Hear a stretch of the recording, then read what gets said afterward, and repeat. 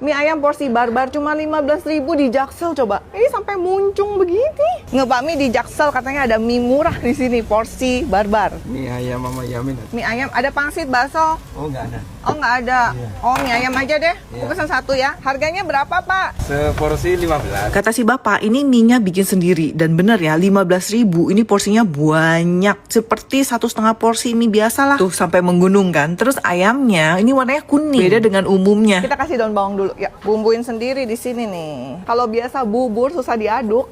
Yang ini mie. Ini susah diaduk juga nih. Kalau aku angkat nanti dia tumpah nggak ya? Pelan-pelan ya. Tuh kan tumpah. Aduh sayang banget ayamnya jatuh. Jakarta harga kayak di Jogja, Solo. Ini mie-nya tadi katanya bikin sendiri kata si bapak. Mie-nya tuh kecil-kecil agak empuk gitu ya tipenya ya. Dia tipe yang gurih. Terus ayamnya lihat deh. Ini beda. Ini ayamnya kayak bumbu kuning gitu. Biasanya kan coklat, kecap. Ini bumbu kuning gurih. Wangi ayamnya enak. Ini bisa buat berdua sih. Ini kayaknya 1,5 porsi yang biasa deh. Kita cobain pakai sambal. Sambalnya pedas aja, nggak ada asam, nggak ada apa. Mau makan puas murah nih. Mie ayam Tirta Yasa.